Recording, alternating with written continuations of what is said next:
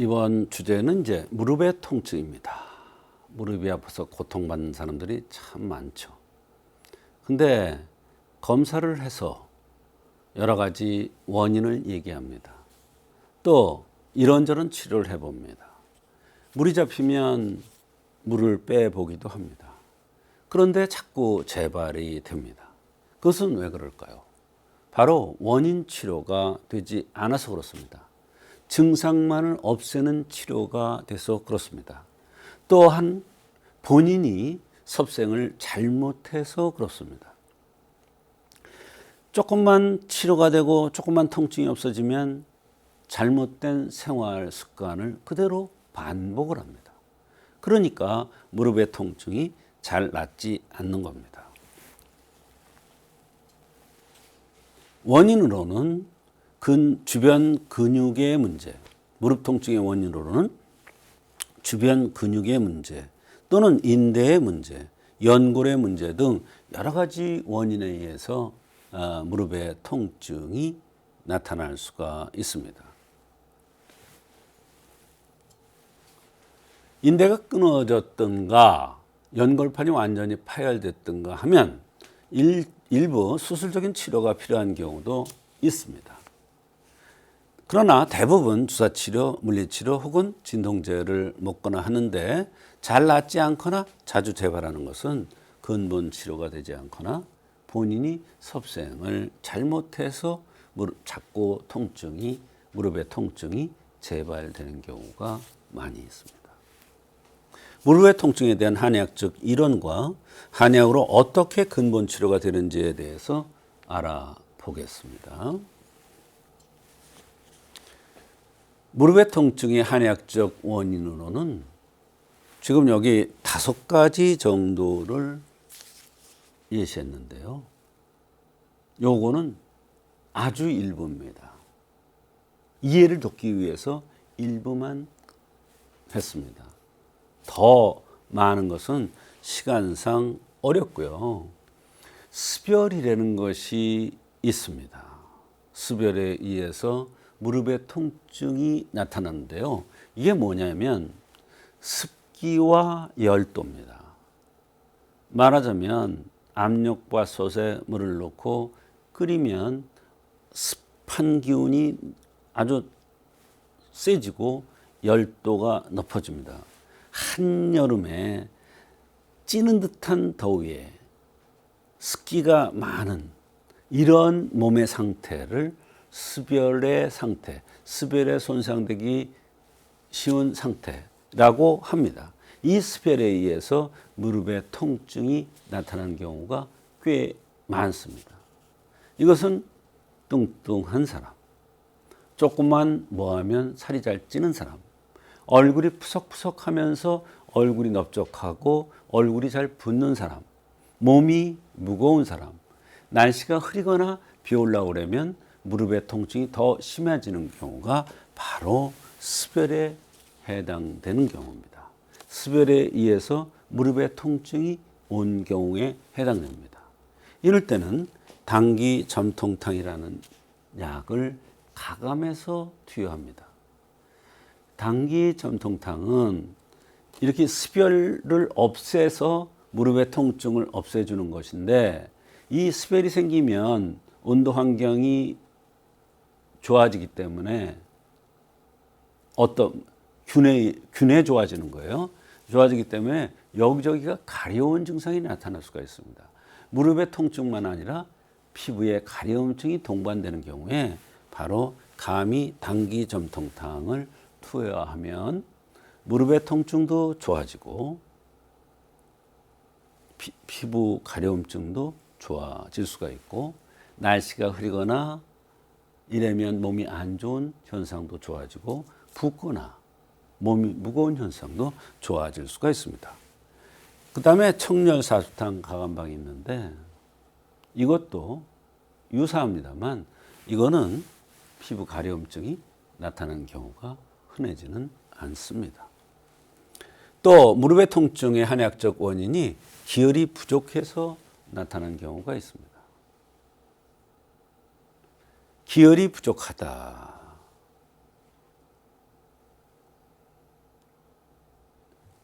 독할기생탕 가감방 또는 팔물탕 가감방입니다. 한의학에는 이제 기와혈이라는 게 있습니다. 기와혈이라는 게 있는데 기와혈이 동시에 부족한 경우를 얘기하는 거예요. 그 다음에 세 번째로는 이제 한습에 의한 겁니다. 머리의 병은 풍열에 의해서 오는 경우가 많습니다. 가슴의 병은 담열에서 오는 경우가 많습니다. 배꼽 이하 다리병은 한습에서 오는 경우가 많습니다. 그래서 그런 대원칙이 있는데 무릎이 아프단 말이에요. 그러면 한습에서 올 수도 있죠. 여기가 한습에 해당되니까. 근데 어떤 사람이냐? 여성인데 등치가 큽니다. 키도 크고 살집도 있고 뼈대도 있는 사람들. 다리통도 굵어요. 다리통이 굵은데 왜 무릎에 통증이 와? 이렇게 생각할 수 있으나 큰 것이 병입니다. 코가 크면 비염이 잘 생깁니다. 눈이 크면 안경 쓴 사람들이 많습니다. 눈이 나빠서. 귀가 크면 귀병을 잘 앓습니다. 허리가 크면은 허리병이 잘 생깁니다. 마찬가지로 다리가 굵으면 한습에 의해서 무릎에 통증이 나타나는데 그럴 때 오적산 가감방, 오적산 그대로 본방대로 안 씁니다. 오적산에 가감했어요. 오슬이라든지 두충이라든지 모과 속단 같은 것을 넣어서 씁니다. 또는 불황금 정기산을 쓰는 경우도 있습니다. 또 풍습에 의해서 오는 경우가 있습니다. 이런 경우에는 오약송기산이나 감이 패독산 같은 이런 약들을 가감해서 투여하기도 합니다. 그 다음에 경락병이라는 게 있습니다. 어떤 사람이 엄지손가락이 아파요. 그런데 오른쪽 엄지손가락이냐 왼쪽 엄지손가락이냐에 따라서 그 원인이 다릅니다. 손가락이 아프다든지 발가락이 아프다든지 팔이 아프다든지 다리가 아픈 경우는 경락에 의해서 오는 경우가 많이 있습니다. 무릎의 통증이 경락에서 오는 경우 보면 손가락이 어떤 게 하나 이상이 있다든지 발가락에 하나 이상이 있다든지 또는 유형이 있다. 유형이 있다는 게 뭐야? 양명형, 거름형, 태음형, 태양형, 소양형, 소음형 이런 유형이 있는 경우가 바로 경락병에 의한 것인데 그 중에서도 다리병에 가장 많이 흔히 이용하는 것이 대황좌경탕이라는 게 있습니다. 이 대황좌경탕은 대황이라는 약이 주제가 됩니다. 근데 이 약은 대황이라는 약은 대변을 잘 소통시키는 약입니다. 대변으로 독기를 빼서 대변을 잘 소통시키면 바로 경락이 제대로 순환됨으로써 무릎의 통증이 좋아질 수가 있습니다. 대변으로 독기가 안 빠지면 여러 가지 병이 올 수가 있어요. 무릎의 통증, 발목의 통증, 허리의 통증 이런 통증이 나타날 수가 있는데 그럴 때는 대황이 들은 약으로서 대변을 소통시킴으로써 독기를 빼면 이 독이 관절을 치는 현상이 좋아져서 관절의 통증이 낫는 거예요.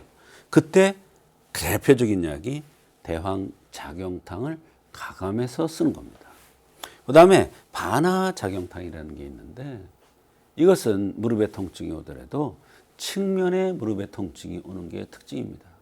무릎의 통증이 오더라도 앞면으로 오냐 뒷면으로 오냐 내측으로 오느냐 측면으로 오느냐에 따라서 다른데 경락병 중에서도 측면 즉 담경이라는 경락에 의해서 무릎에 통증이 오는 경우가 있는데 그때는 바나 작용탕을 써서 무릎의 통증을 치료해 주는 것입니다. 무릎의 통증의 원인도 되지만 이게 주의사항도 되는 거예요. 밤에 먹으면 조반석죽을 지켜야 되는데 밤에 음식을 많이 먹으면 혈기가 막혀서 더 붓고 아픕니다. 무릎이. 또 식후에는 천천히 걷는 습관을 가져서 비위 기능을 좋게 해서 팔다리로 기혈순환이 잘 되도록 해줘야 됩니다. 성생활을 조심해서 절제를 해야 돼요. 밀가루, 술 이런 것도 안 좋습니다. 늘 주무르고 관절을 움직여줘야 한다. 이것이 기혈을 통하도록 하는 방법이다. 이랬어요. 근데 여기 한 가지 빠진 게 있어요. 뭐냐? 다리를 보온을 잘해줘라 그랬어요. 근데 요즘 어떻습니까? 유행이 됐어요. 겨울인데도 반바지 입고 다니는 사람들이 많아요. 이런 사람들은 무릎 질환을 조심을 해야 되고 만약에 무릎이 아픈 사람이라면 절대로 해서는 안 되는 행위가 되겠습니다. 결론을 말씀드리면 무릎이 안 좋으면 걷기가 힘들어지고 매우 불편하죠. 동물들은 다리가 망가지면 자연에서 살아남지 못합니다. 사람도 마찬가지입니다. 여러 가지 주사요법이나 진통제, 스테로이드 등으로 치료해보지만 잘 되는 경우도 있지만 잘 안 되는 경우도 많아요. 이것은 근본적인 원인 치료가 되지 않아서 그렇습니다. 한의학은 그 근본 원인을 찾아서 치료하는 학문으로서 무릎이 아픈 증상은 비슷할 수 있지만 그 원인은 사람에 따라 체질에 따라 다르므로 치료법이나 이런 게 다 다른 겁니다. 오늘은 무릎의 통증에 대해서 말씀드렸습니다.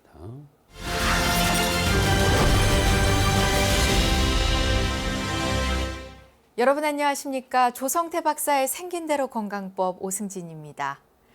날이 굳은 날이면 우리네 할머니들이 하시던 말씀이 있습니다. 아이고 무릎이 아픈 걸 보니 비가 오려나 보네, 빨래 걷어라, 이런 말씀들 많이 들어보셨죠? 기상청보다 정확한 관절 통증이라는 우스갯소리들도 하는데요. 주로 대기압과 습도의 변화가 관절에 영향을 미칠 수 있기 때문에 어느 정도 연관성이 있는 말이라고 합니다. 자, 이렇게 무릎이 아프거나 불편한 분들 주변에 보면 참 많죠. 인공 관절 수술을 결정하는 분들도 많고요. 조성태 박사의 생긴대로 건강법, 오늘은 무릎 통증의 한의학적 원인과 치료에 대해 자세히 알아봅니다. 박사님의 강의 시간에 이어 이번엔 치료 사례를 통해 좀 더 자세히 알아볼 텐데요. 조성태 박사님 모셨습니다. 박사님 안녕하십니까? 박사님, 이 무릎이 아파서 고생하시다가 잘 치료가 됐던 기억에 남는 환자 있으신가요? 네, 있습니다. 이분은 굉장히 체격이 좋고 평소에도 운동을 좋아하고 건강하셨던 분입니다. 어느 날부터 좌측 무릎이 아프기 시작하는데 증세가 점점 심해져서 한의원에 오셨을 때는 쩔뚝쩔뚝 절면서 겨우 들어오셨습니다. 환자 말씀이 좌측 무릎이 너무 아픈데 구부리지 못한다고 했습니다. 병원에서는 인대에 염증이 생겨서 그렇다며 각종 주사 치료와 약물 치료를 했음에도 증상이 그때만 없어지고 다시 재발하곤 수술하자고 한다고 했습니다. 그런데 혹시 수술하지 않고 치료 방법이 있을 것 같아서 내원했다는 것입니다. 양쪽 다리를 올려놓고 자세히 비교해 보니 아픈 쪽 다리가 가늘어지면서 무릎이 아픈 것이었습니다. 네. 이렇게 수술을 권유받은 심각한 상황에서도 한방 치료가 가능하군요. 네, 당연히 가능합니다. 무릎이 아파서 고생하시는 분들이 많은데요. 대부분은 수술하지 않고서도 치료가 가능합니다. 이번 사례에서 여기서 핵심은 아픈 쪽 다리가 가늘어졌다는 것입니다. 이것은 그냥 아픈 것과 다르게 굉장히 심각한 상태가 되겠습니다. 네, 이 다리가 가늘어졌다에 큰 의미를 두신 것 같은데요. 네. 많이 안 좋은 건가요? 네, 이것은 흔히 말하는 관절염이나 인대염으로 다리가 아픈 것과 다릅니다. 다리가 가늘어졌다는 것은 그쪽으로 영향을 못 받는다는 것이고 한의학에서는 이때 마를 위자 또는 위증이라고 합니다. 비유하자면 나뭇가지가 영양을 받지 못해서 한쪽이 마르는 것입니다. 다리가 가늘어지면서 말라가면서 그쪽으로 영양이 못 가니까 근육, 인대 탄력도 떨어지고 움직이면 아프고 이런 현상이 생기는 것입니다. 이분은 특히 다리를 구부리는 게 어려워서 걷기 힘들다고 했습니다. 네, 이 생긴 모습과 체질도 살펴봐야 할 것 같은데요. 네. 어떻게 생기셨나요? 키가 180cm로 늘씬하게 긴 체형이며 얼굴도 갸름하게 생겼고 코도 길쭉하게 쭉 뻗었는데요. 이것을 우리나라 나무처럼 길게 뻗어 있다고 해서 목체질이라고 합니다. 목체질, 나무 목자를 쓰는 것이죠. 네, 이분이 목체질, 나무 체질이라고 하셨는데 이러한 체질이 무릎과 연관이 있을까요? 네, 연관이 많습니다. 이러한 목체질들은 간 쪽으로 약해지기 쉬운 체질입니다. 한의학에서 말하는 간은 여러 가지 의미가 있는데요. 좌측 다리도 간에 속하고 무릎도 간에 속하고 근육도 간에 속하죠. 그래서 이분이 좌측 무릎이 아픈 것이 우연한 것이 아니라 그 체질에 그 병이 온 것이라는 의미가 되겠습니다. 그렇군요. 이 환자가 호소하는 다른 증상들도 있었나요? 네, 다양한 증상들이 있었습니다. 좌측 무릎이 구부러지지 않는다. 또 몸이 피곤하면 여기저기 다 돌아다니면서 아프다. 5, 6개월 전에 밤에 2시간마다 소변을 본다. 5, 6개월 전부터 밤에 2시간마다 소변을 본대요. 소변을 봐도 많이 나오지 않는다. 밤에 소변 때문에 자주 깨서 아침에 너무 피곤을 많이 느낀다. 왼쪽 잇몸이 내려앉았다. 당뇨약을 40대부터 복용 중이다. 우측 눈에 눈곱이 자주 낀다. 발이 시리다. 식욕은 좋아서 잘 먹는데 소화도 괜찮은데 이렇게 몸이 안 좋다는 거예요. 원래 감기도 잘 안 걸리는데 최근 들어서 골골하는 느낌이라고 그랬고요. 앉았다 일어나면 띵 하는 느낌이 들고 세수할 때 허리가 뜨끔뜨끔할 때가 있다고 했습니다. 여러 가지 증상이 있으셨네요. 네. 어떻게 치료해 주셨나요? 목체가 다리가 아픈 데는 간과 연관이 된다는 점에 착안해서 목체형의 다리가 말라가는 위증에 주로 응용하는 자열 양근탕이라는 약을 투여하였습니다. 그런데 한의학에서는 대소변 문제가 있으면 다른 증상보다도 대소변 문제를 먼저 해결해야 한다는 그러한 아주 중요한 대원칙이 있습니다. 그래서 이 처방에 오자원이라는 처방을 합방하였는데요. 이 처방은 특히 밤에 소변을 자주 볼 때 쓰는 처방으로 항이뇨 호르몬의 분비 장애에 관여하는 것으로 잘 알려져 있습니다. 치료 결과는 어땠는지 궁금합니다. 한제를 드시고 오셔서 하시는 말씀이 대변이 묽었던 게 좋아지고 소변에 밤에 서너 번 갔던 게 한두 번으로 줄었다고 하셨는데요. 대소변의 문제가 해결되면 오장육부가 일단 정상적으로 운행되는 것이므로 이것은 모든 병의 치료의 근본이 되는 것입니다.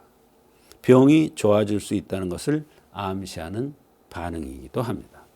하지만 위증이라는 다리가 말라가면서 무릎이 아픈 병은 굉장히 위중하고 6개월 이상 치료해야 되는 깊은 질환입니다. 그래도 서너 달 꾸준하게 약을 쓰면서 무릎을 구부릴 수 있는 각도가 조금씩 좋아지기 시작했습니다. 처음에는 40도, 50도도 힘들던 것이 90도 이상 구부릴 수 있게 되었으며 운동을 그렇게 좋아하던 사람이 이제는 운동을 못하나 했는데 운동을 다시 시작할 수 있게 되었다며 감사 인사를 전해온 적이 있습니다. 네. 앞서 박사님께서 이 한의학에는 대소변 문제가 있으면 우선적으로 이 문제를 먼저 해결해야 한다는 원칙이 있다고 말씀해 주셨는데요. 체질뿐 아니라 이러한 대소변의 증상들을 치료하는 것부터가 근본 치료가 아닌가 싶습니다. 무릎 통증으로 힘든 분들 우선 체질을 파악하고 내 몸의 흠을 보완하는 한의학적 치료를 받아보시면 좋겠습니다.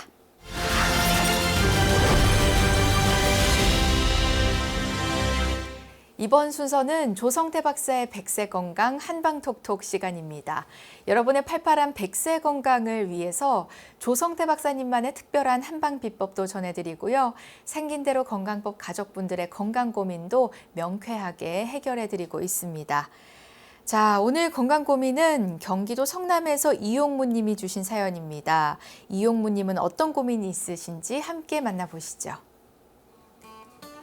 안녕하세요. 저는 대기업에 재직 중인 40대 한 가정의 가장입니다.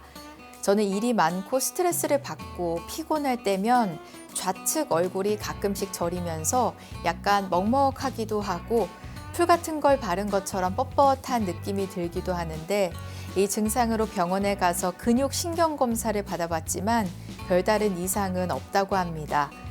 이런 증상이 계속 나타나는 건 아니지만 예전엔 아주 가끔 나타나던 게 점점 빈도가 늘어나는 것 같습니다. 한의학적으로 이런 병에 대한 병명이나 원인 치료가 있나요? 박사님의 조언 기다리겠습니다. 네, 점점 빈도가 늘어나는 얼굴 저림 때문에 고민이 많은 분이세요. 네. 이 평소 스트레스도 많으신 것 같고요. 박사님 한방 치료가 가능할까요? 네. 얼굴이 저리면서 약간 감각이 먹먹하고 풀을 바른 것처럼 뻣뻣할 때도 있고 이런 증상이 나타나는데 검사를 해도 별로 원인을 찾을 수가 없다. 굉장히 심각하죠. 왜? 환자 입장에서는 한쪽이 그러니까 이거 안면마비 오는 거 아닌가? 이거 중풍 시작되는 거 아닌가? 이렇게 걱정을 하실 겁니다. 그런데 한의학에는 대원칙이 있습니다. 얼굴병은 위에 속한다는 그런 원칙이 하나 있고요. 얼굴병은 풍열에 의한다는 이런 원칙이 있습니다. 그래서 두 가지 원칙을 적용해서 말씀드리면 우선 가장 중요한 것은 소화 기능을 좋게 해주는 노력을 해야 됩니다. 그러려면 아침은 잘 들고 저녁은 가볍게 드는 노력을 해야 되고 식후에 반드시 팔다리를 흔들면서 걷는 노력을 해야 됩니다. 두 번째로 머리병은 풍열병이라고 그랬습니다. 풍에 의한 증상이죠. 그래서 이런 얼굴의 감각이 이상하고 풀을 바른 것 같이 뻣뻣한 증상을 위풍증이라고 합니다. 위풍증. 그래서 이것도 위풍증을 치료해주는 승마 위풍탕이라든지 이런 약을 가감해서 투여하거나 또는 침치료를 통해서 얼마든지 치료가 가능합니다. 그러나 의사가 아무리 약을 잘 주더라도 환자가 조반석주의 원칙을 지키고 식후에는 걷는 이런 노력을 하면 더 확실하게 원인 치료가 가능한 그러한 질환이 되겠습니다. 참고하시기 바랍니다. 네, 사연 보내주신 이용무님 좋은 정보 되셨길 바랍니다. 오늘도 좋은 말씀 나눠주신 조성태 박사님 감사합니다. 조성태 박사의 생긴 대로 건강법, 오늘은 무릎 통증이란 주제에 대해 자세히 알아봤습니다. 백세 건강을 위한 여러분의 확실한 선택, 조성태 박사의 생긴 대로 건강법은 다음 시간 더 알찬 정보로 찾아뵙겠습니다. 오늘도 함께해 주신 여러분 고맙습니다.